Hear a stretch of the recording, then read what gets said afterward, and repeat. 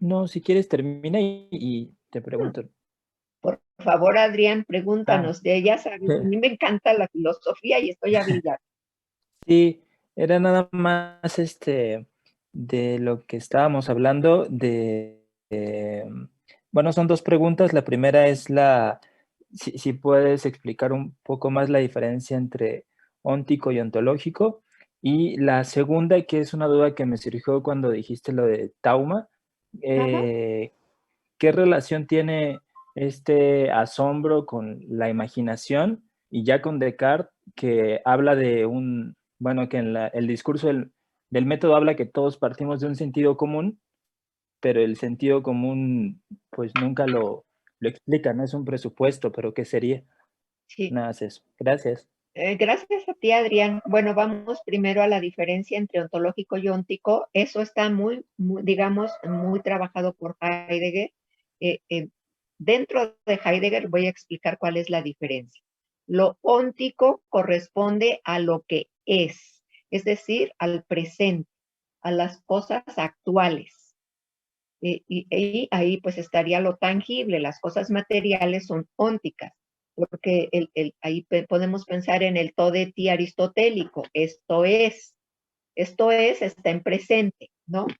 Cualquier cosa, esto es, el todo de ti de Aristóteles es eso óntico, esto presente, es la presentificación. ¿Por qué? Porque aquí viene el sentido muy tradicional de Heidegger, de la filosofía de Heidegger. Él presupone una presencia, que el ser sería presencia, pero esa presencia está oculta, está velada. Hay que develarla con el pensamiento, hay que desocultarla, ¿no? Y a mí me gusta, por ejemplo, la traducción que se hace de Heidegger al italiano, la que hace Giorgio Agamben, porque Giorgio Agamben, en vez de hablar de ocultamiento y desocultamiento, habla de latenza y latenza, de lo latente y lo no latente. Lo no latente sería lo óntico, porque ya puedes decir que es en presente. Y lo latente, lo que está en latencia, es lo que no es, sino que la presencia en Heidegger, que es lo ontológico, es la dimensión del ontológico, sería la aletheia, la verdad filosófica. Entonces, en Heidegger está esta distinción entre óntico y ontológico. No así en otras filosofías. Entonces, recordemos que en filosofía siempre los conceptos es según quién, porque no son válidos para todos los filósofos. Esta distinción de lo óntico y lo ontológico es pertinente en la filosofía de Heidegger. Y en esa misma tonalidad, Descartes, obviamente varios siglos antes que Heidegger, no utiliza los términos de óntico y ontológico, pero tiene este sentido. Descartes estaría diciendo, bueno, es que la filosofía tradicional, la metafísica tradicional, da por hecho la existencia del ser y habría que recordar una vez más, para Aristóteles, el ser es todo aquello que es, por eso el todo de ti. Hay una presentificación del ser en Aristóteles. El ser es presente. Y Descartes diría, no, pues tenemos que poner en duda ese ser presente y entonces esa interioridad del cogito que luego hay que excogitar, hay que extraer, hay que sacar. Eh, Esa interioridad pues no es presente, no tiene el presente como esta cosa, sino que es vamos a decirlo ya con Bergson, es una temporalidad virtual la que está en ese cogito, no hay una actualidad, hay que actualizarla porque está en estado virtual. Pero esa distinción de lo ontológico y lo óntico, el gran pensador de esa diferencia es Heidegger y opera en su filosofía. Pero si pensamos, por ejemplo, en la filosofía de Deleuze, pues no, ahí no hay esa distinción, tampoco en la de Bergson, ¿no? Pero es propia de la filosofía de Heidegger y parece que está esbozada en Descartes, cuando Descartes dice, el inicio, el principio del conocimiento es poco sólido. ¿Por qué? Porque se parte de lo que es y en realidad lo que yo propongo, diría Descartes, es que hay que poner en duda lo que es. Y entonces es en ese sentido que Descartes parece esbozar, anticipar lo que luego pensaría Heidegger. Insisto, en Descartes no están estos términos, no utiliza óntico y ontológico, los utiliza Heidegger.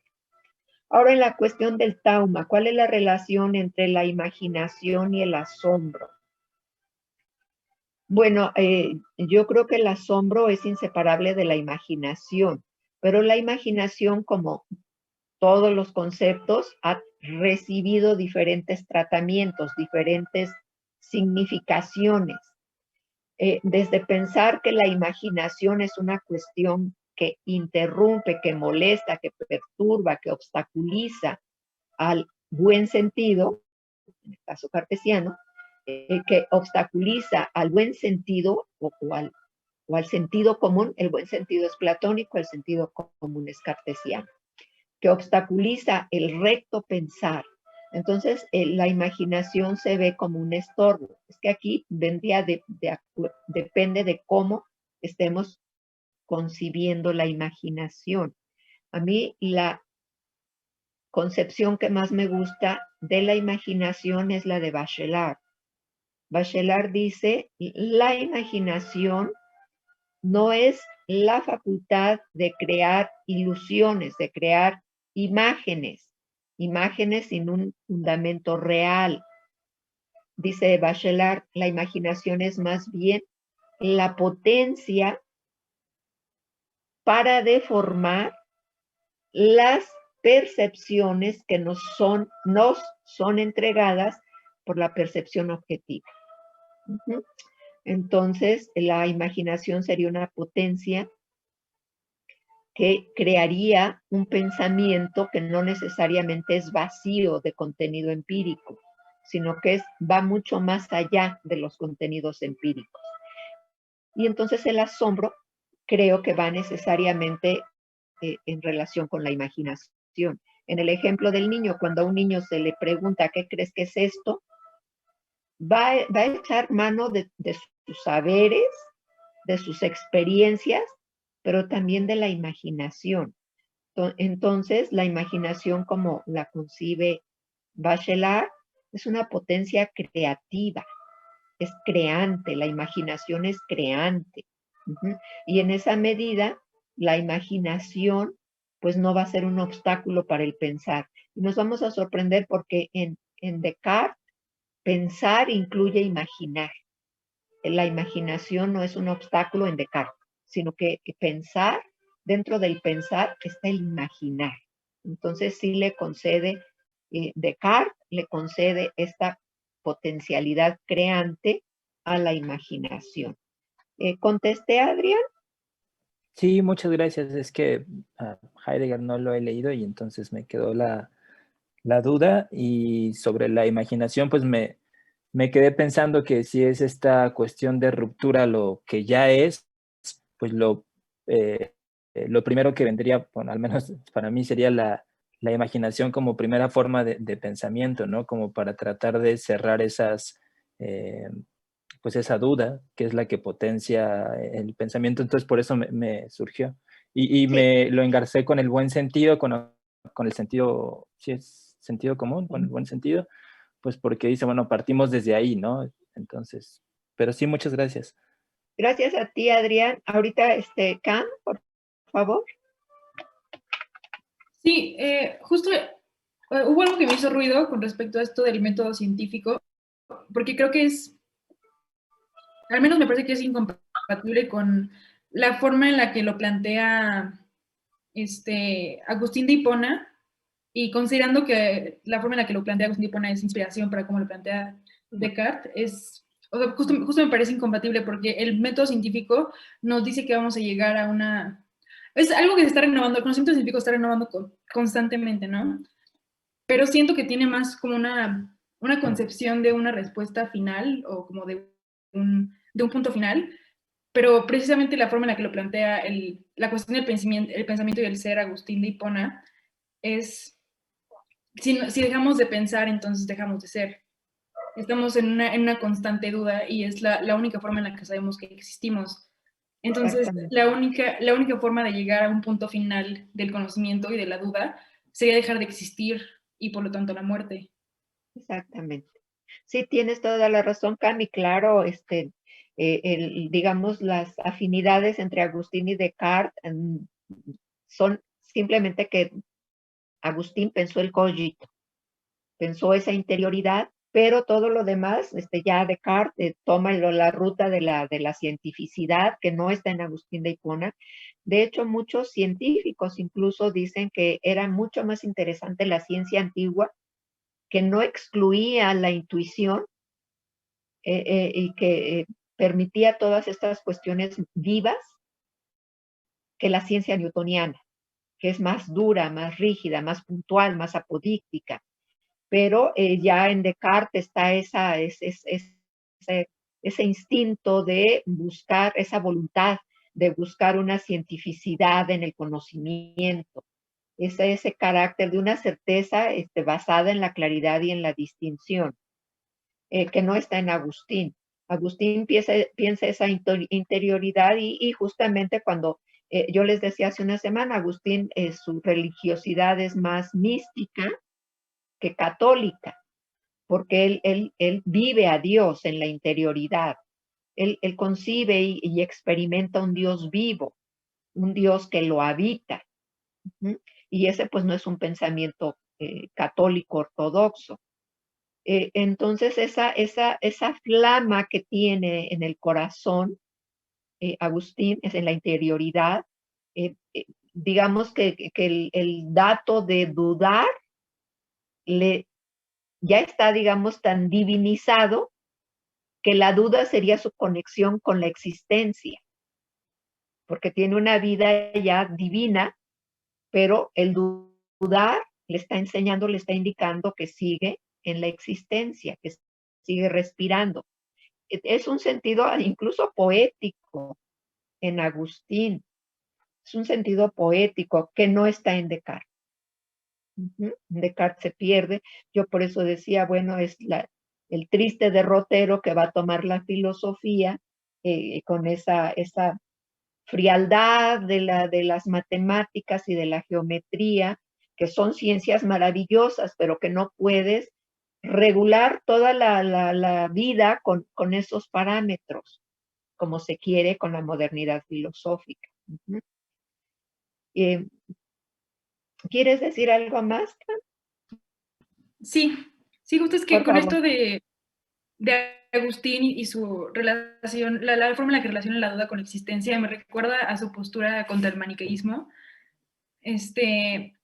y el libre albedrío, ¿no? O sea, cómo relaciona el libre albedrío con el bien y el mal, o sea, no los entiende como cosas ajenas una de la otra, es más como tú decides si es cuestión de cómo usas las cosas, se te dan una serie de herramientas y tú tienes como opciones de cómo usarlas, y en ese sentido creo que la filosofía, al menos como la entiende Agustín, me recuerda, más que a una ciencia, me recuerda a cocinar o a pintar, que Claro. tienes una serie de herramientas y las puedes usar de cierta forma y te va a dar ciertos resultados, pero también las puedes usar de otra forma y te va a dar ciertos resultados, y no es como que una cosa esté bien y otra cosa esté mal, nada más, o sea, como queda en ti juzgar como cómo estás haciendo las cosas y cómo las quieres hacer. Sí, sí, es que efectivamente en Agustín, y además tiene elementos para salirse y del maniqueísmo, porque tuvo un paso por el maniqueísmo. Estuvo con Mane, anduvo con él supo su doctrina, la profesó, ¿no? Todas esa vida loca que llevó Agustín de Hipona antes de ir a un monasterio. Tiene un hijo, creo que tuvo un hijo Agustín, ¿no? Diosdado. Y bueno, anduvo en los antros y toda la cuestión, Agustín. Entonces, pareciera dentro del catolicismo que su madre, que es Santa Mónica Bendita, lo habría rescatado, ¿no? Es una lectura dentro del Logos cristiano, que las oraciones de su madre, Santa Mónica, habría rescatado a Agustín. Pero nosotros filosóficamente lo que nos encontramos es con un hombre que tuvo una vida muy intensa, que probó prácticamente de todo en el mundo y que también probó muchos saberes y entre esos muchos saberes a los que se acercó está el maniqueísmo y él primero se fascina por estas dos potencias del bien y del mal y se queda con ellas, pero no les da un trato maniqueo, sino que las hace convivir. Y como dices, Cam, y qué bueno que mencionas, yo creo que a los que nos gusta el arte nos gusta cocinar, porque cocinar es un arte y es una aventura. Y lo que queda al final de que cocinaste no es ni correcto ni incorrecto. Es que te gustó o no te gustó, le gustó a tus comensales o no les gustó. O sea, es una cuestión estética, no es una cuestión epistemológica ni moral. Es estética, dices, a veces le queda a uno la comida riquísima porque las combinaciones fueron afortunadas y a veces dices, híjole, terminas pidiendo una pizza porque dices, no, esto está incomible, qué pena. Pero pues nada más te ríes y ya, porque no es ni correcto ni incorrecto. Ese modo de pensar, que es el heraclitiano, que es un modo estético de pensar, le asusta a la filosofía. Creo, ante la pregunta de hace una semana, me parece que tú misma, o inquietud que formulaste, Cam, es que Agustín no es tan tomado en cuenta en filosofía cuando que es un enorme. Y creo que una de las razones es este sentido estético que tiene Agustín, que no se decanta necesariamente en lo epistemológico o en lo lógico. En cambio, pues en Descartes, pues todo tiene que ser correcto, porque si no es correcto es oscuro y queda fuera de la filosofía. Bueno, ¿tienes algún otro comentario, Cam? No, muchas gracias. Bueno, gracias a ti. Y bueno, regreso con Adrián porque efectivamente me faltó comentar lo del sentido común. Bueno, el sentido común es como una reformulación del buen sentido platónico. ¿Y qué quiere decir el buen sentido en Platón?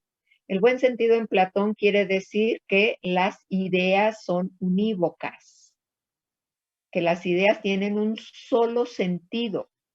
¿Por qué? Porque ese solo sentido es el sentido correcto. Y ahí pues es un horror, ese pensamiento es horrible, ¿no? Y ese es el buen sentido para Platón y por lo tanto tendríamos que pensar correctamente, es decir, en el único sentido que se debe de pensar. ¿Y cuál es ese único sentido? Es el sentido que nos lleva hacia lo ideal, hacia la idea, hacia el modelo.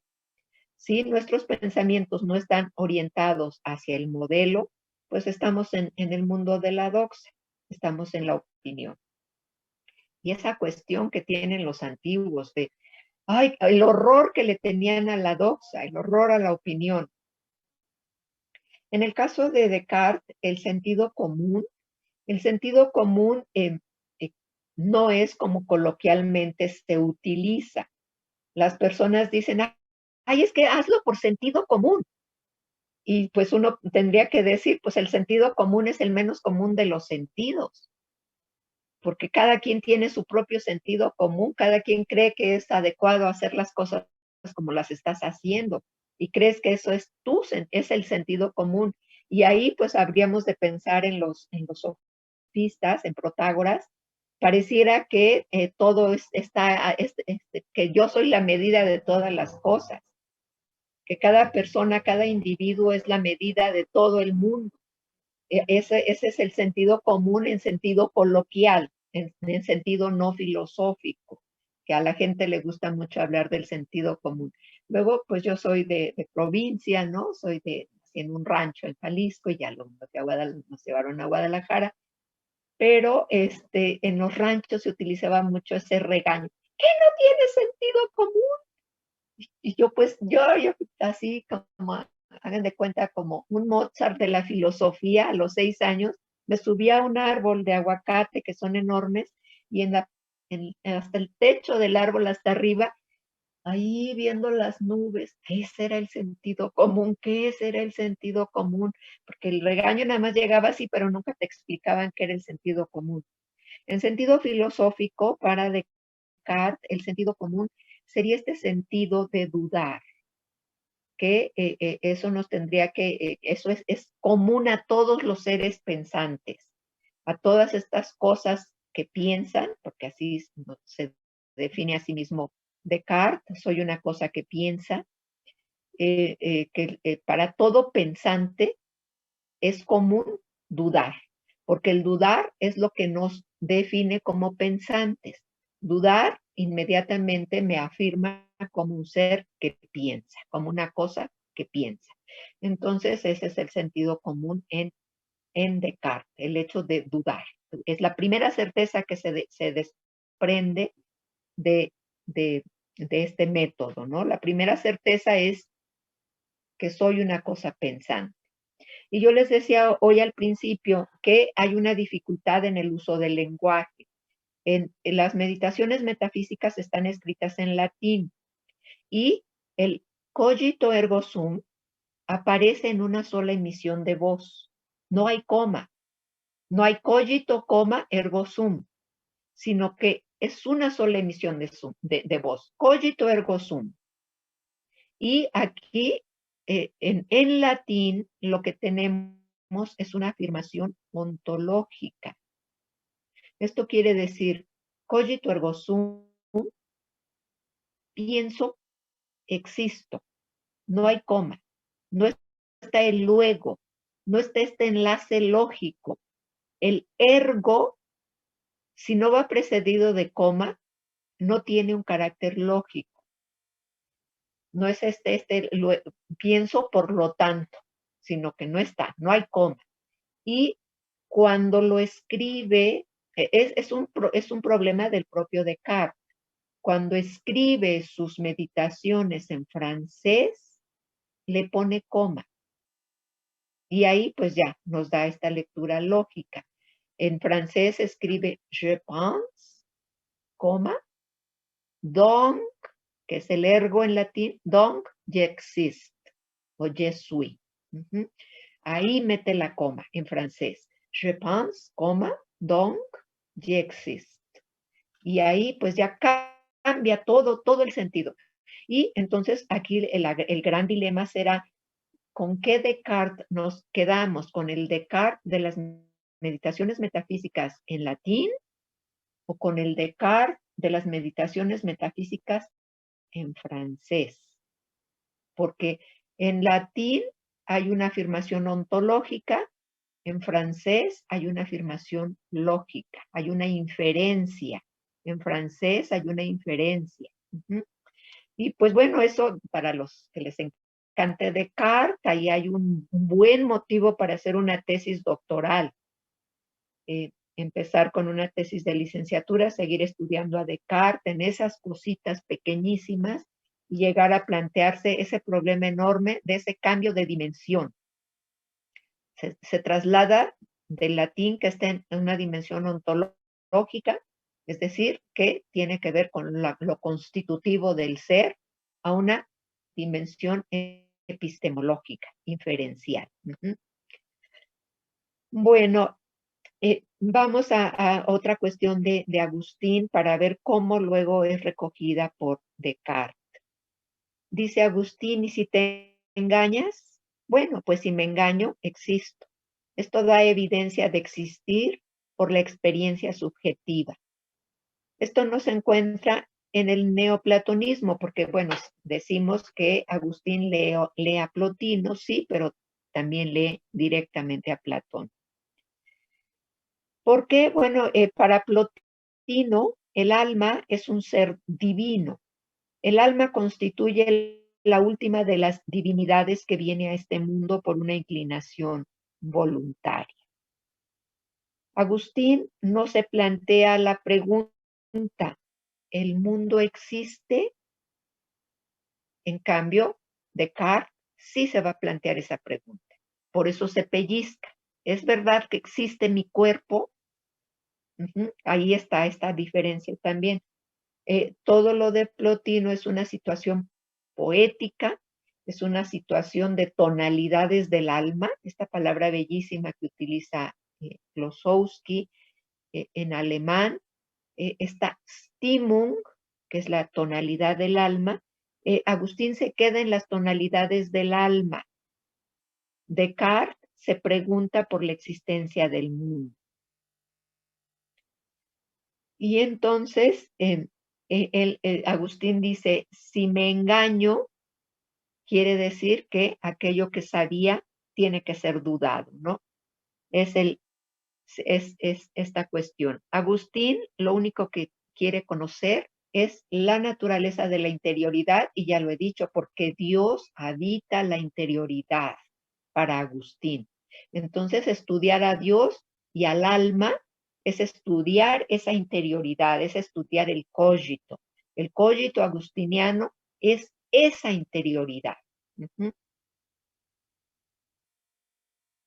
Y bueno, ¿cómo resuelve la cuestión de la existencia? ¿Por qué Agustín no se pregunta, no se plantea la pregunta por la existencia del mundo? Bueno, porque ahí asume la creación del mundo ex nihilo. Esta cuestión que sí es muy religiosa, que el mundo fue creado ex nihilo, fue creado de la nada.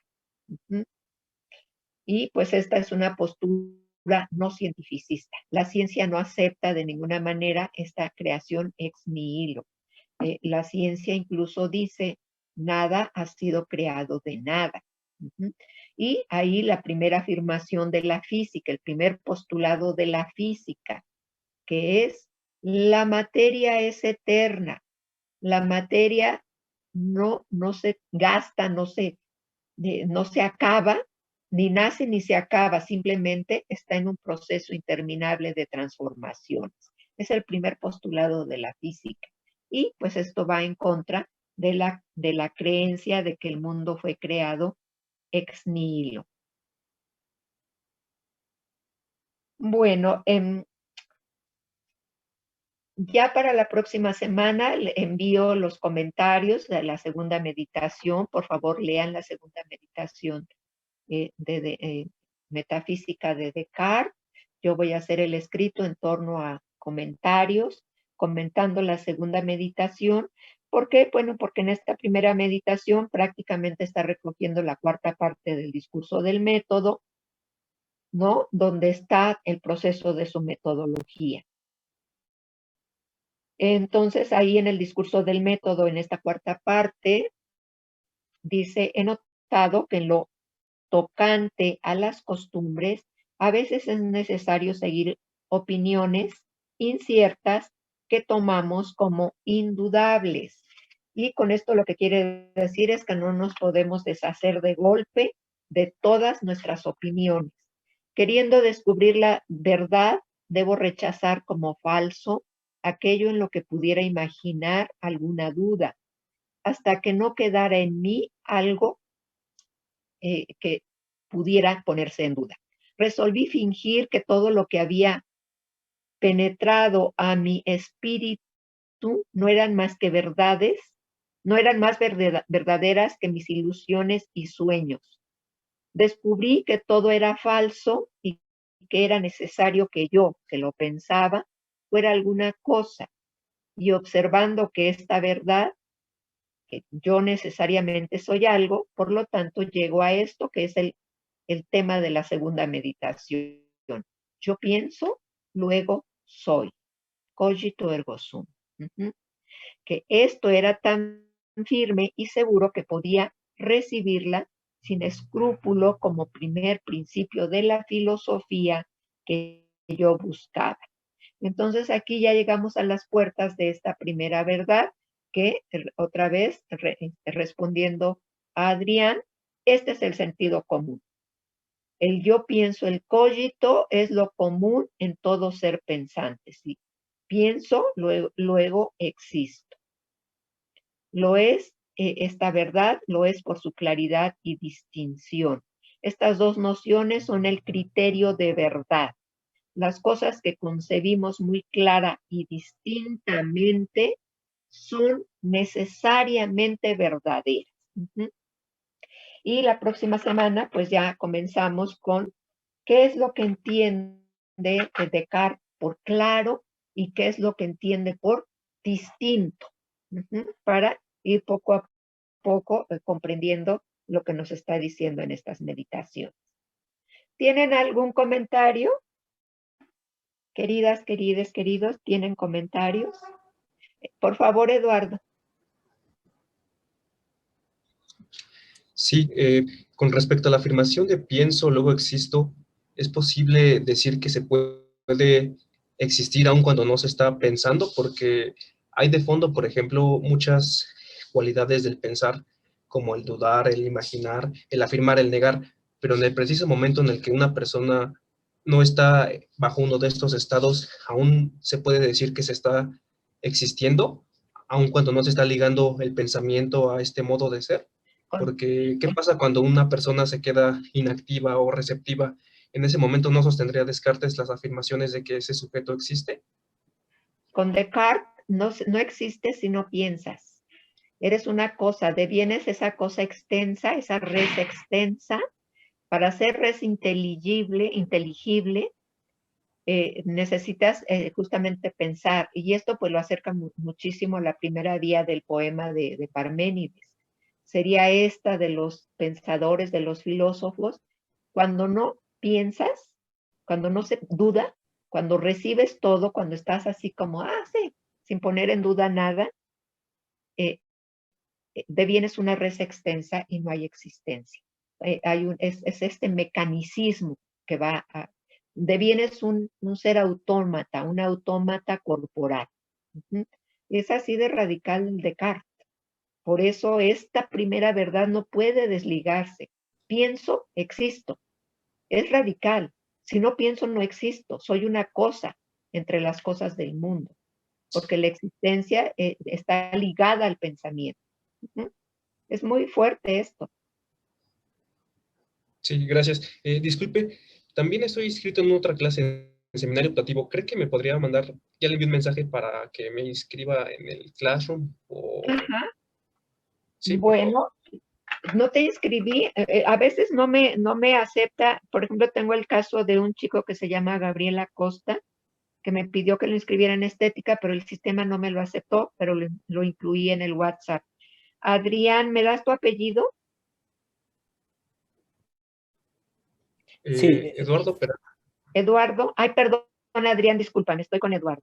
Disculpa, Adrián. Eduardo, ¿tu apellido? Peralta Juárez. Peralta, creo que ya te di de alta anoche.